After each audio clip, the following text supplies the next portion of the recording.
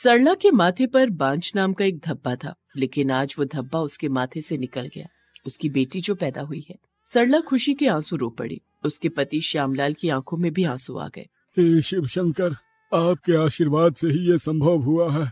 जय भोलेनाथ। असल में शिवजी का व्रत रखने के बाद ही उनकी बेटी पैदा हुई है। श्यामलाल अपनी बेटी का नाम सुवर्णा रखता है। गांव में मिठाई बांटी जाती है। सुवर्णा बड़ी होने लगती है और वो 5 साल की हो जाती है। एक दिन अचानक सुवर्णा को चक्कर आ जाता है। श्यामलाल और सरला चौंक जाते हैं। क्या हुआ बेटी, क्या हुआ? तभी सुवर्णा कहती है, बेटी? कौन बेटी? मैं आपकी बेटी नहीं हूँ, मैं तो लक्ष्मण की बीवी हूँ। ये सुनकर श्यामलाल और सरला के होश उड़ गए। बीवी? मतलब तू तो हमारी बेटी है और तू सिर्फ 5 साल की है, तू किसी की बीवी कैसे हो सकती है? अरे मैं इस जन्म की बात थोड़ी कर रही हूँ, मैं तो पिछले जन्म की बात कर रही हूँ। ये सुनकर दोनों के सर पर जैसे आसमान टूट पड़ा। लेकिन सुवर्णा की बात सच है। पिछले जन्म में उसका नाम राधिका था। राधिका की शादी बनारस में एक घर में हुई थी। उसके पति का नाम लक्ष्मण था। राधिका, तुम बहुत सुंदर हो। आज से तुम्हारी सारी चीजों का भार मैं लेता हूँ। मैं भी आपको खुश रखने का भार लेती हूँ। दोनों एक बेहतर जिंदगी के सपने बुन रहे थे, लेकिन उसी वक्त राधिका की जेठानी तुलसी अपने ही मन में जहर घोल रही थी। इस राधिका का कुछ करना पड़ेगा। आते ही घर को मुट्ठी में कर लिया है इसने। ऐसा ही चलता रहा तो ये शातिर औरत मेरे सास ससुर से सारी प्रॉपर्टी अपने नाम करवा लेगी। सच में राधिका से सभी खुश थे। उसकी सास जानकी और उसके ससुर मदन लाल राधिका से प्यार करने लगे थे। राधिका दोनों का बहुत ख्याल रखती थी। राधिका बहुत गरीब घर से थी, इसलिए पहले मदन लाल इस शादी से खुश नहीं था, लेकिन आजकल वो बात बात पर राधिका को बुलाता है। एक दिन मदन लाल ने जानकी से कहा, जो भी हो जानकी, राधिका बहुत अच्छी है। हम दोनों का कितना ख्याल रखती है। हाँ, बड़ी बहू तो हमारे लिए कुछ भी नहीं करती। राधिका के आने के बाद जैसे घर का माहौल ही बदल गया है। दोनों ऐसे ही बातचीत कर रहे थे और उसी वक्त तुलसी वहाँ से जा रही थी। तुलसी ने दोनों की बातचीत सुन ली। बात बिगड़ती जा रही है, कुछ तो करना ही होगा। तुलसी प्लान बनाने लगी। उसने राधिका के बनाए हुए खाने में ज्यादा नमक मिला दिया, ज्यादा मिर्ची मिला दिया, लेकिन उसने देखा कि खाते वक्त किसी ने राधिका से कुछ भी नहीं कहा। प्यार में एक अलग ही शक्ति है जो कि तुलसी को समझ में नहीं आई। राधिका से सिर्फ इंसान ही नहीं, जानवर भी बहुत प्यार करते थे।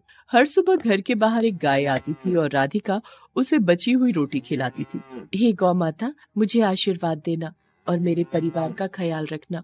ये सुनकर वो गाय राधिका के और पास आती थी और उसके शरीर में अपना सर रख देती थी। ऐसे ही दिन बीतते गए। राधिका गर्भवती हो गई। घर में खुशी छा गई और तुलसी की परेशानी बढ़ती चली गई। मेरी शादी हुए 5 साल हो चुके हैं, लेकिन अभी तक मेरा एक बच्चा नहीं हुआ और ये अभी गर्भवती हो गई। ऐसे ही चलता रहा तो मेरा इस घर में कोई सम्मान नहीं रहेगा। लेकिन राधिका ने तुलसी से कहा, दीदी, मेरा बच्चा मतलब आपका बच्चा, आप चिंता मत करो, हम दोनों मिलकर उसे बड़ा करेंगे। लेकिन इस बात से तुलसी और गुस्सा हो गई। जले पर नमक छिड़कना कोई तुमसे सीखे राधिका, बहुत अपमान कर लिया तुमने मेरा। राधिका को 7 महीने हो गए और उसकी गोद भराई का दिन आ गया और तुलसी ने गोद भराई के खाने में कुछ दवाई मिला दी। राधिका ने वो खाना खा लिया और 2 महीने बाद राधिका की एक अपाहिज बेटी पैदा हुई। अरे ये क्या हुआ? हमारे घर को किसकी नजर लग गई?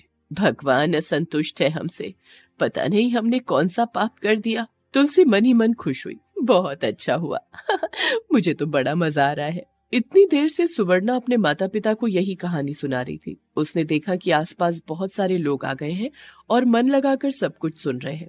सुवर्णा के चुप होते ही उसके पिता श्यामलाल ने कहा, उसके बाद क्या हुआ?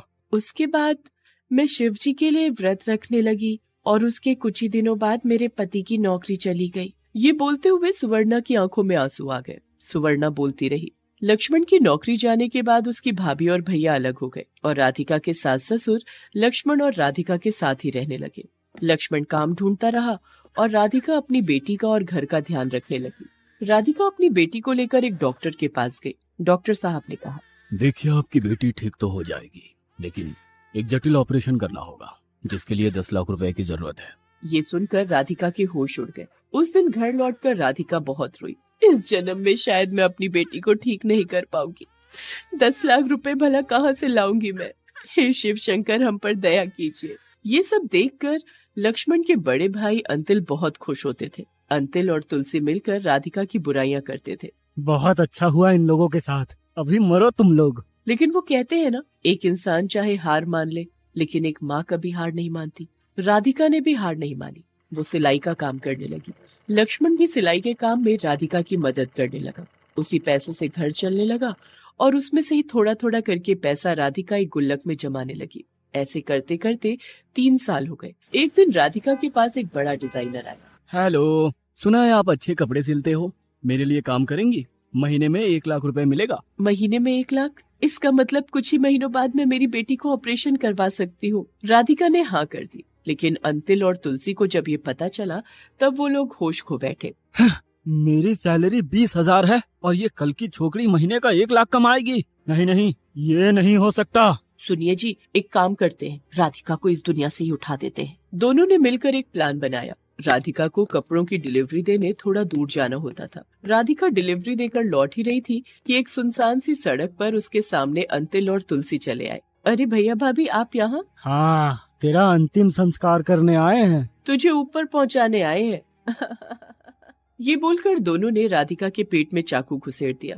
राधिका का देहांत हो गया। उसके बाद दोनों ने मिलकर राधिका की बॉडी को जंगल में एक जगह पर दफना दिया। दोनों ने सोचा कि यहाँ से कभी कोई राधिका की बॉडी को ढूंढ नहीं पाएगा और वो दोनों बच जाएंगे। उधर राधिका के घर न लौटने पर सभी रोने धोने लगे। लक्ष्मण ने तो जीने की आशा ही छोड़ दी। सिर्फ अपनी बेटी के लिए वो जीता रहा। मदन लाल और जानकी ने खाना बंद कर दिया और दोनों बीमार हो गए। उधर राधिका की आत्मा स्वर्ग पहुंची तो शिवजी ने कहा, धरती लोक पर तुम्हारा काम अभी खत्म नहीं हुआ है। मैं तुम्हें फिर से भेज रहा हूँ, दोषियों को सजा दिलाना।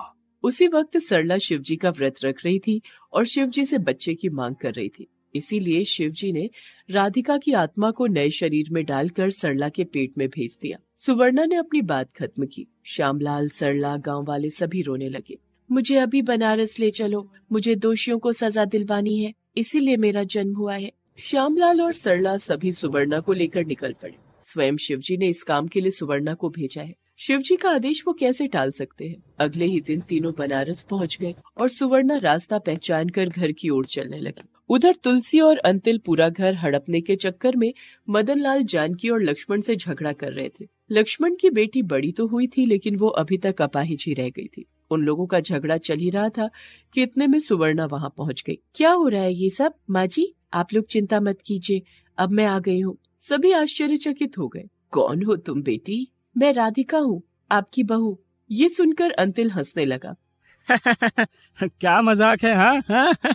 तभी वो गाय वहाँ पर आई और सुवर्णा को चाटने लगी। सुवर्णा ने कहा, देखो, एक जानवर को मैं याद हूँ और तुम दोनों मुझे मारकर भूल गए। क्या उल्टी सीधी बातें कर रही है लड़की? अभी चली जाए यहाँ से, नहीं तो एक थप्पड़ मारूंगी। तुलसी ने सुवर्णा को थप्पड़ मारने के लिए हाथ उठाया और तभी श्यामलाल और सरला वहाँ पुलिस लेकर आ गए। रुक जाओ, तुम लोग खूनी हो। सुवर्णा यहाँ आने से पहले पुलिस स्टेशन गई थी, उसने हमें सब बता दिया है। चलो सब लोग। पुलिस अंतिल और तुलसी को पकड़कर जंगल ले गई। सुवर्णा ने जगह दिखाई और उसी जगह से राधिका की बॉडी को निकाला गया। भैया, भाभी, इसका मतलब आप दोनों ने मिलकर मेरी राधिका को मार डाला था। अरे नहीं नहीं, हमने ये नहीं किया। क्या प्रूफ है कि हमने इसे मारा है? और तभी एक चमत्कार हो गया। स्वयं शिवजी वहाँ प्रकट हुए। प्रमाण मैं देता हूँ। ये बोलकर शिवजी ने पुलिस को अपनी जादुई शक्ति से सब कुछ दिखा दिया। पुलिस ने दोनों को अरेस्ट कर लिया और वहाँ से लेकर चले गए। सब लोगों ने शिवजी को प्रणाम किया। मैं हमेशा मेरे भक्तों के साथ रहता हूँ, मैं अभी सब कुछ ठीक कर देता हूँ। ये बोलकर शिवजी ने सुवर्णा के शरीर से राधिका की आत्मा को निकालकर राधिका के शरीर में डाल दिया। राधिका जिंदा हो गई।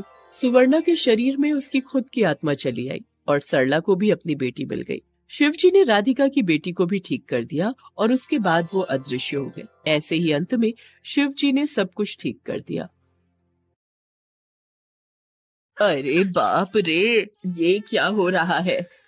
ये क्या? बिमला उसके पोते को गोद में सुला रही थी। अचानक से वो देखती है कि उसके पोते का शरीर धीरे धीरे हवा में तैरने लगा है। उसका पोता हवा में उड़ रहा है और उसमें से एक छोटी लड़की की आवाज आ रही है।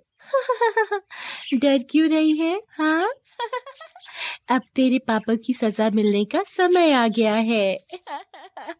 बिमला को कुछ भी समझ नहीं आ रहा है। बिमला बहुत डर जाती है और कमरे से बाहर दौड़ती हुई चली जाती है। उसके पोते का शरीर हवा में तैरते हुए उसका पीछा करने लगता है। बिमला डर के मारे जोर से दौड़ने लग जाती है और दरवाजे पर धक्का खाकर नीचे गिर जाती है। अब उसे कौन बचाएगा? मगर ऐसा क्यों हो रहा है उसके साथ? उसने ऐसा क्या किया है, आइए चलते हैं इस कहानी की शुरुआत में। इस कहानी की शुरुआत 1 साल पहले होती है। बिमला अपने बेटे राजीव और बेटी नंदिनी के साथ इसी घर में रहती थी। बिमला शुरू से ही लालची थी, उसे बस पैसा दिखता था और कुछ नहीं। नंदिनी हमेशा अपनी माँ को सपोर्ट करती थी, मगर राजीव दूसरी तरह का था। वो हमेशा दूसरों की मदद करता था। एक दिन राजीव बिमला के पास आता है और कहता है, माँ, मैं कावेरी नाम की एक लड़की से बहुत प्यार करता हूँ, मैं उससे शादी करना चाहता हूँ। अच्छा, जरा देखूं उसकी तस्वीर। राजीव बिमला को तस्वीर दिखाता है। बिमला देखती है कि कावेरी बहुत काली है। नंदिनी भी तस्वीर देखती है। ये देखकर बिमला बहुत गुस्सा हो जाती है। ये क्या, इतनी काली लड़की से तू शादी करना चाहता है? अरे माँ, काली है लेकिन वो लोग दहेज अच्छा देंगे तो क्या प्रॉब्लम है? नहीं माँ, पहली बात तो ये है कि मैं दहेज के लिए शादी नहीं करना चाहता, और दूसरी बात, इस दुनिया में कावेरी का कोई नहीं है तो वो दहेज नहीं दे सकती। क्या दहेज नहीं दे सकती? ऊपर से काली? नहीं नहीं, मैं तो बिल्कुल ही खिलाफ हूँ इस रिश्ते के। बेटा तू इसे भूल जा, हम तेरी शादी करवाएंगे किसी और लड़की से। ऐसे कैसे भूल जाऊँ माँ, प्यार किया है मैंने कावेरी से। अगर आप लोग नहीं मानेंगे तो मैं उसको लेकर कहीं और रहूंगा। राजीव चला जाता है और उसी दिन वो दोनों शादी कर लेते हैं। उसके बाद राजीव कावेरी को लेकर एक घर में रहने लगता है। उधर बिमला और नंदिनी को जब ये बात पता चलती है तब वो दोनों चौंक जाते हैं। बिमला कहती है, मेरा बेटा ये कर भी कैसे सकता है? मैं उसे इस घर में और कभी घुसने ही नहीं दूंगी। अरे माँ, जरा ठंडे दिमाग से सोचो, भैया के पैसों से ये घर चलता है। भैया अगर नहीं रहेंगे तो हम खाएंगे क्या? हम प्यार से उन दोनों को घर ले आते हैं और उसके बाद मेरे पास एक प्लान है। नंदिनी बिमला को प्लान सुनाती है। प्लान सुनकर बिमला बहुत खुश होती है। उसी दिन बिमला और नंदिनी राजीव के घर जाते हैं। बिमला राजीव और कावेरी से कहती है, मुझसे गलती हो गई है बेटा। कावेरी बहू, जैसी भी हो तुम हमारे घर की बहू हो। घर छोड़कर यहाँ मत रहो, चलो हम तुम्हें लेने आए हैं। अपनी माँ की बातों से राजीव पिघल जाता है। कावेरी भी कहती है, मैं भी तो यही चाहती हूँ माँ जी, सब लोग एक साथ रहेंगे। चलिए जी घर जाते हैं। वो दोनों घर लौट जाते हैं और उसके बाद से शुरू होता है अत्याचार। नंदिनी और बिमला मिलकर कावेरी से सारा काम करवाते हैं। राजीव जब ऑफिस जाता है तब बिमला और नंदिनी मिलकर कावेरी को उल्टी सीधी बातें सुनाते हैं, मगर कावेरी ये सब बातें राजीव को नहीं बताती, क्योंकि ये सब बताने से राजीव फिर से ये घर छोड़कर चला जाएगा। ऐसे ही दिन बीतने लगते हैं और इतने में कावेरी प्रेग्नेंट हो जाती है। नंदिनी अपनी माँ से कहती है, माँ, भाभी पेट से है, इस टाइम पर और ज्यादा काम करवाते हैं, बहुत मजा आएगा। ये बोलकर वो दोनों कावेरी के ऊपर बहुत ज्यादा अत्याचार करने लगते हैं। अलमारी से साफ सुथरे कपड़े निकालकर कावेरी से धुलवाते हैं। घर की साफ जगह को फिर से साफ करवाते हैं। ऐसे ही 9 महीने बाद कावेरी को एक बेटी होती है। कावेरी और राजीव बहुत खुश होते हैं, लेकिन नंदिनी और बिमला बिल्कुल खुश नहीं है। ये औरत तो बिल्कुल ही मनहूस है। एक तो काली है, ऊपर से दहेज भी नहीं दे पाई और उसके ऊपर एक लड़की को जन्म दिया। इसका तो कुछ इंतजाम करना ही पड़ेगा। कुछ दिन बाद बिमला राजीव से कहती है, बेटा हमारे घर में लक्ष्मी आई है, इसीलिए मैं और नंदिनी बहू और बच्ची को साथ में लेकर मंदिर जाना चाहते हैं। वाह, ये तो बड़ी अच्छी बात है। आप लोग जाइए, मुझे आज ऑफिस जाना ही पड़ेगा। राजीव ऑफिस चला जाता है और बिमला और नंदिनी कावेरी और उसकी बच्ची को लेकर घर से निकल जाते हैं। वो लोग गाड़ी में बैठते हैं, मगर मंदिर जाने के बजाय वो लोग एक पहाड़ी रास्ते में आ जाते हैं और एक खाई के पास गाड़ी से उतरते हैं। ये क्या, आप लोग मुझे यहाँ क्यों ले आए हैं? यहाँ तो कोई मंदिर नहीं है। हम तुझे मंदिर नहीं लेकर आए हैं, हम तुझे सीधा भगवान के पास भेजने के लिए आए हैं। नहीं, छोड़ दीजिए मुझे, मत मारिए, मेरी छोटी सी बच्ची को तो छोड़ दीजिए। तुझे हम नहीं छोड़ेंगे, कब से इस पल का इंतजार कर रहे थे, अब आया है वो पल, ये ले। ये बोलकर बिमला कावेरी को धक्का मार देती है। कावेरी पहाड़ से नीचे गिरने लगती है। उसकी गोद में उसकी बेटी है। बचाओ बचाओ, मैं इसका बदला लूंगी, मैं लौट कर आऊंगी। ये चिल्लाते हुए कावेरी और उसकी बेटी नीचे गिर जाते हैं और उन दोनों का देहांत हो जाता है। बिमला और नंदिनी खुश होकर घर चले जाते हैं और राजीव से कहते हैं कि कावेरी बच्ची को लेकर किसी और के साथ भाग गई है। नहीं, ये नहीं हो सकता, कावेरी ऐसा नहीं कर सकती। राजीव पहले तो यकीन नहीं करता, मगर बिमला और नंदिनी मिलकर उसे लगातार समझाने लगते हैं। अंत में राजीव भी यही मान लेता है कि कावेरी किसी और के साथ भाग गई है। बिमला राजीव को दूसरी शादी करने के लिए कहती है और राजीव मान जाता है। बिमला लड़की लड़की देखती है और मोहिनी नाम की एक लड़की को पसंद करती है। मोहिनी के पिता बहुत अमीर हैं। मोहिनी और राजीव की शादी हो जाती है और मोहिनी के पिता बिमला को दहेज में बहुत सारे पैसे भी देते हैं। बिमला खुश हो जाती है, ऊपर से मोहिनी गोरी भी है। बिमला का सारा सपना पूरा होता है, मगर कुछ दिनों बाद से घर में भूतिया चीजें शुरू होती हैं। मोहिनी रसोई में जाती है तो गैस के आग से उसका हाथ जल जाता है, बर्तन अपने आप ही नीचे गिर जाते हैं। मोहिनी राजीव से कहती है, सुनिए जी, मुझे लगता है इस घर में कोई आत्मा है। अरे मोहिनी, आत्मा वात्मा जैसी कोई चीज नहीं होती, ये सब मन का भ्रम है, तुम चिंता मत करो। मोहिनी इन सब को लेकर सोचना बंद कर देती है, लेकिन हर रोज उसके साथ कुछ न कुछ होता रहता है। सिर्फ मोहिनी के साथ ही नहीं, बिमला और नंदिनी के साथ भी कुछ न कुछ होता रहता है। जैसे कि शावर से अचानक से गर्म पानी का गिरना, खाने में मिर्च न डालने के बावजूद बहुत तीखा हो जाना। बिमला घर के अंदर जाती है तो अचानक से वो किसी को देखती है और जोर से चिल्ला उठती है, लेकिन राजीव आकर किसी को नहीं देख पाता है। नंदिनी के साथ भी ऐसा ही होता है, उसे भूतिया आवाज सुनाई देने लगती है। इतने में मोहिनी प्रेग्नेंट हो जाती है। घर वाले बहुत खुश होते हैं, खासकर बिमला, क्योंकि किसी दाई माँ ने कहा है कि इसको लड़का ही होगा, और वही होता है। एक लड़के का जन्म होता है। बिमला, नंदिनी और मोहिनी बहुत ही ज्यादा खुश हैं। राजीव भी खुश है, लेकिन उसे हमेशा कावेरी और उसकी बेटी की याद आती है। राजीव अकेले बैठकर रोता भी है। ऐसे ही दिन बीतने लगते हैं। एक दिन मोहिनी अपने कमरे में होती है, तभी उसके सामने एक तेज रोशनी आ जाती है और उस रोशनी से बाहर निकलती है कावेरी की आत्मा। उसकी गोद में उसकी बेटी की आत्मा सोई हुई है। मोहिनी घबरा जाती है। ये क्या? कौन हो तुम? कौन हो? तुम चिंता मत करो मोहिनी, मैं तुम्हें हानि पहुंचाने नहीं आई हूँ, मैं इसी घर की बहू हूँ। कावेरी की आत्मा मोहिनी को सब कुछ बताती है। मोहिनी को नहीं पता था कि राजीव की पहले भी शादी हुई थी। कावेरी की इस दुख दर्द भरी कहानी से वो गुस्सा हो जाती है और कहती है, कावेरी, तुम मेरी बड़ी दीदी के जैसी हो। तुम्हारे साथ जो अन्याय हुआ उसका बदला लेने में मैं तुम्हारी मदद करूंगी। ये बोलकर दोनों एक प्लान बनाते हैं। उसी रात को मोहिनी अपनी सास बिमला को कमरे पर बुलाती है और उसके बेटे की देखभाल करने के लिए कहती है। ये कहकर मोहिनी उस घर से चली जाती है। बिमला अपने पोते को गोद में लेकर सुलाने की कोशिश करती है। सो जा मेरा पोता, सो जा मेरा लाला। अरे बाप रे, ये क्या हो रहा है? ये क्या? अचानक से वो देखती है कि उसके पोते का शरीर धीरे धीरे हवा में तैरने लगा है। उसका पोता हवा में उड़ रहा है और उसमें से एक छोटी लड़की की आवाज आ रही है। डर क्यों रही है? हाँ? अब तेरे पापा की सजा मिलने का समय आ गया है। बिमला को कुछ भी समझ में नहीं आ रहा है। बिमला बहुत डर जाती है और कमरे से बाहर दौड़ती हुई चली जाती है। उसके पोते का शरीर हवा में तैरते हुए उसका पीछा करने लगता है। बिमला डर के मारे जोर से दौड़ने जाती है और दरवाजे पर धक्का खाकर नीचे गिर जाती है। बचाओ, बचाओ, कोई बचाओ। और तभी उसके सामने कावेरी की आत्मा आ जाती है। क्या हुआ माँ जी, डर क्यों रही हैं? मुझे धक्का देने के समय तो बिल्कुल डर नहीं रही थी।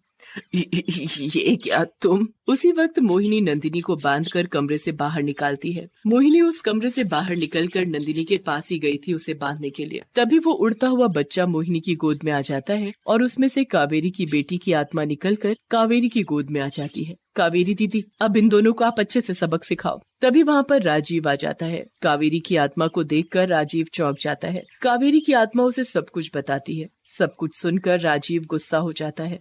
बेटा, हमें बचा ले, हमें बचा ले। बचा लूं? आप दोनों को बचा लूं? अरे आप दोनों खूनी हैं, खूनी। एक निष्पाक औरत और बच्ची का खून कर चुके हो आप दोनों को शर्म नहीं आई? ऊपर से झूठ बोली हो मुझसे। आप दोनों को सजा मिलनी ही चाहिए। कावेरी की आत्मा तभी अपनी जादुई शक्ति से दोनों को भस्म कर देती है। बिमला और नंदिनी का खेल खत्म हो जाता है। कावेरी और उसकी बेटी की आत्मा को शांति मिल जाती है। कावेरी, क्या तुम हमारे साथ नहीं रह सकती? नहीं, मोहिनी अच्छी लड़की है, आप उसके साथ अच्छे से रहना। हमें मुक्ति मिल गई है, हम जा रहे हैं। ये बोलकर कावेरी और उसकी बेटी की आत्मा गायब हो जाते हैं। राजीव को भी अब मोहिनी के ऊपर प्यार आ जाता है और वो दोनों खुशी खुशी रहने लगते हैं।